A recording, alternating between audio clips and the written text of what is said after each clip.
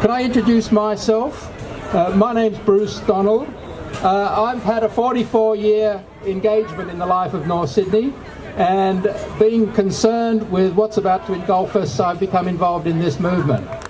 Many people say there's no point in opposing this, that the government has made all the decisions and they're just ticking the boxes. Well, remember when the community on the lower North Shore comes together, we always succeed against the odds.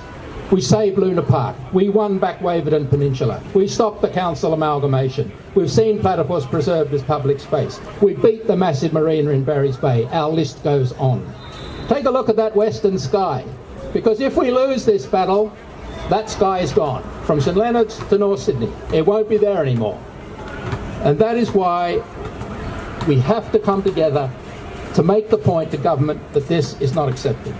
At the outset of this speech, I should make it very clear to you that we are in favour of development, but we're against overdevelopment. The plan adds 10,800 residents in 6,800 more buildings. That equates to just under 15,000 people in each square kilometre of land. That's a little bit like Manhattan, but without the Central Park.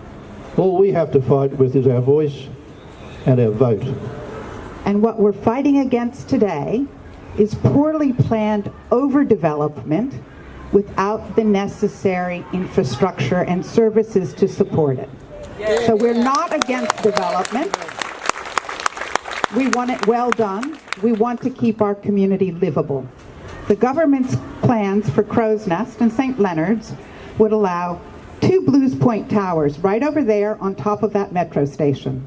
Now, I'm not opposed to the metro, but I am opposed to 2 Blues Point towers on top of that metro station without the benefit of any public open space around such buildings. Hear, hear. Hear, hear. So, I don't know how many of you saw the film Heatwave in the 1980s.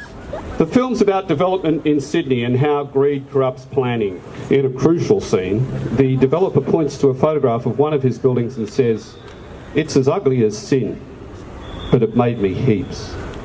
This is still the story of Sydney planning. Developers are still making heaps from bad buildings that break planning rules. Now, again, we have a duty and an opportunity to stop high-rise development from wrecking North Sydney. This state government has changed the planning rules to allow huge buildings without any reference to the wishes of local communities. Developers will make heaps. It's back to the bad old days of planning by greed. We don't want that.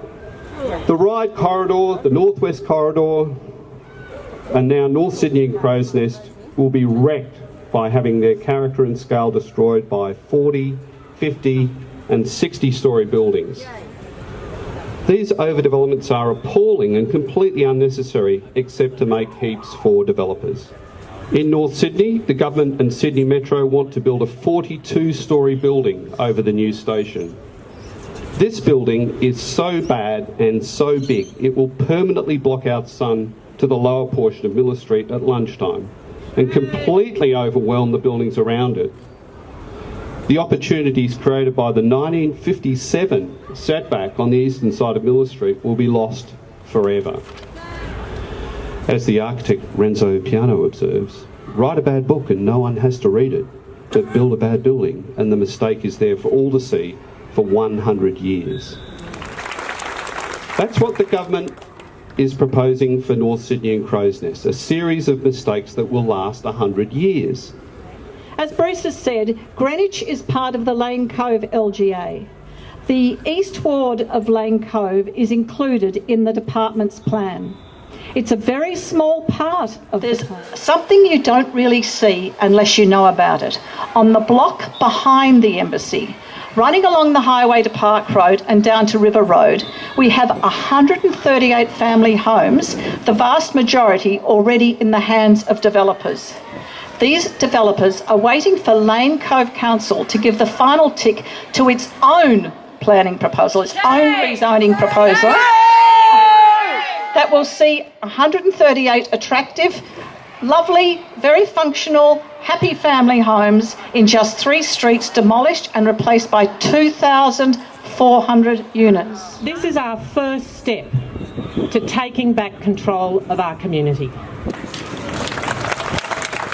Since the Coalition was elected in 2011, they've been carrying out an alarming experiment on us. They've been attempting to transform Sydney from a low-density city into a very high-density city almost overnight. No other city in the world has been attempting to do this. Then look at what the state government wants to add as well. They want to add almost 11,000 more people for Crow's Nest St Leonard's. That's 14,770 people per square kilometre. That's more dense than many parts of Manhattan. So can I assume you're all in favour of that? Yes!